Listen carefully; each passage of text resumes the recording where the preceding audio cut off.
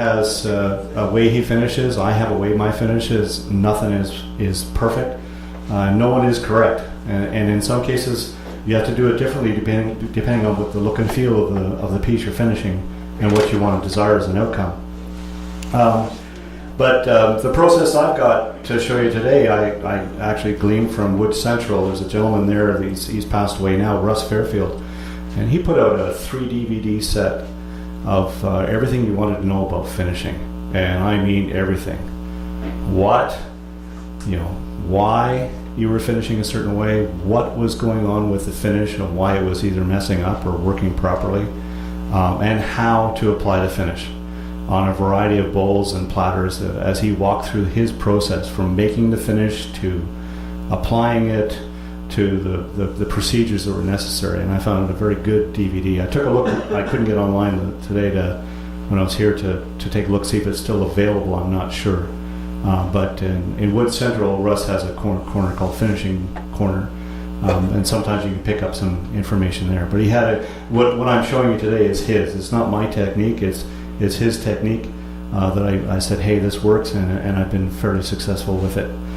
So we'll go from there. So we start with now my finishing is I rough out the bowl and then let it dry, and then I come back to the bowl and I finish it. And the finishing process takes me down to 320 grit. So I will finish this bowl to 320. And when I do eggs, these are partial eggs. It's just the way I do the eggs, finish off the rest of it in a different jig. The eggs are done at 400, and you have to finish it to 400 in order for the finished material to work properly. If you do it anything less than 400, the look won't be good enough. There'll be just too many scratches in it, and the finish will find the scratches and amplify them into your eyeballs. It's simple as that. So to give you an example, that's finished at 320, and when you feel it, and then you can feel the eggs, the egg finish is just that much different, and it's only 80 grit or so, but there's a defined difference between the finish.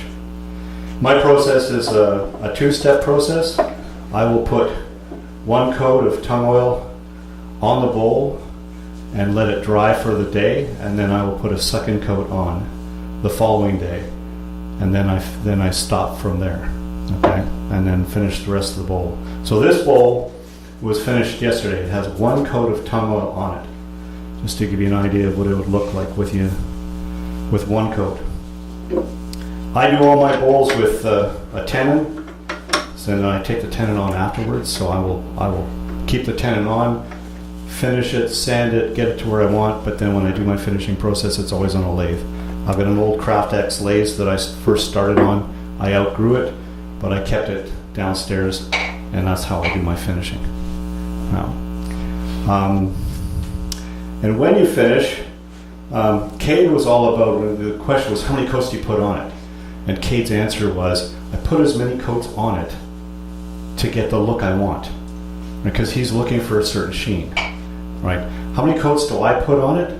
I put as many coats on it to satisfy the feel that I want. So when I'm looking for feel, these are bowls that have been coated.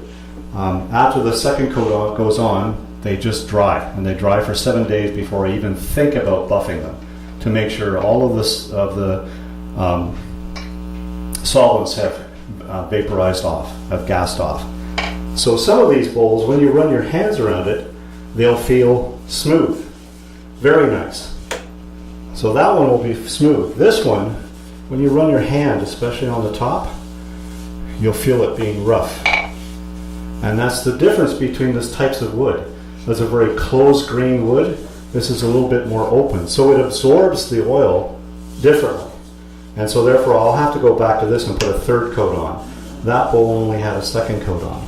But it's all about how it feels. So as you pass these around, you'll run your hands across them and you'll say, yeah, I can tell the difference between a bowl that only needs one more finish on it, or buffing, versus a bowl like that's the red one there.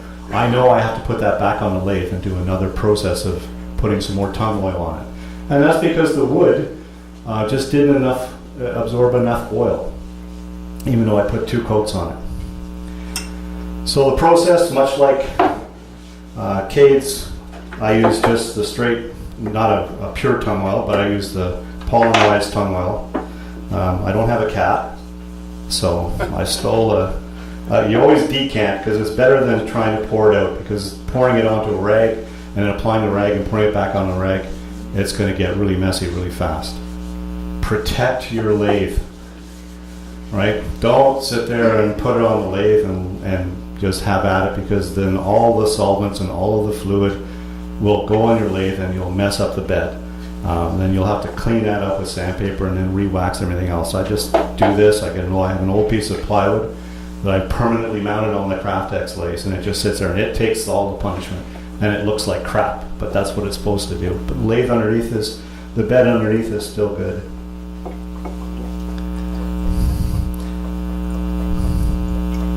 So my tongue oil, I'll go through a can probably a year. Paper towels, whatever I can steal from the kitchen. It's not mission critical, but that's the difference, and it's different because Kate's techniques demand that. When you look at my technique versus Kate technique, it's different, way different. So he has to pay attention to what he's doing, because standing here and ripping a paper towel is going to cause grief for him. So I'll rip the paper towel in half, because there's no sense keeping up a whole one. Fold it in three and fold it over. Now I have that lint-free edge. Right? Very similar to Kay's, except I ripped it up and it's probably got some loose on it. So do the inside of the bowl first. Chris, can you move the tongue oil can? Sure. Please.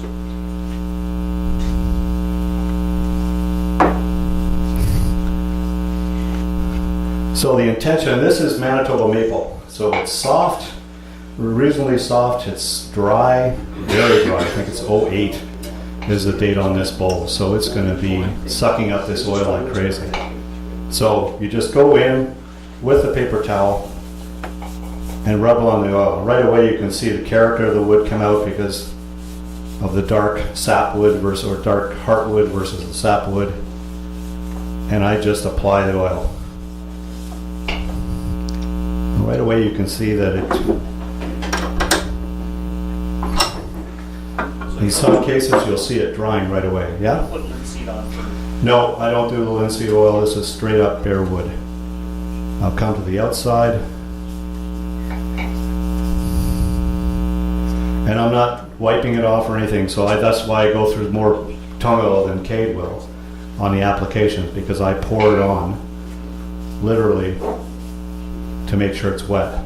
Then you go back to the inside, and if you can take a look at the inside, the shine's disappearing on this thing. There's some shiny areas, but others you can see it's showing grain and it's not as shiny anymore. So that means that oil has been sucked up already. So you hit it again. And the intent is to keep applying the oil until it stops absorbing. And if you look down on the plywood, you can see the plywood has got a few drops on it already.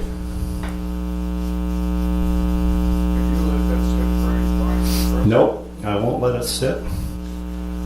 We'll talk about the other process in a second once this thing absorbs some more. Now I will prep probably 10 to 15 bowls and get them to the state where they're sanded and at 320 and ready for finish to be applied. And then I'll just go into a process where I do nothing but put the first coat on.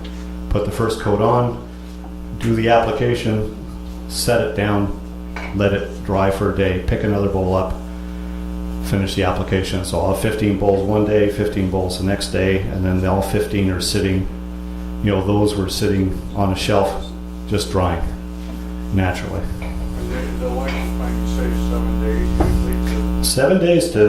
7 days to get it hard. If you try and buff before 7 days, you run the risk that the solvent hasn't gassed off all the way, and you end up with almost like a rubber, because the heat process, when you're buffing, it applies a lot of heat to it. So if you got a solvent in there and it's still kind of liquidy or slightly liquidy, not completely dry, it will just rubber up, and so you'll end up with a very lousy finish.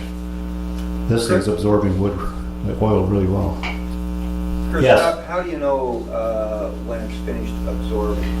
It Because stops the looking sheen dry. goes away? Yeah, it stops looking dry.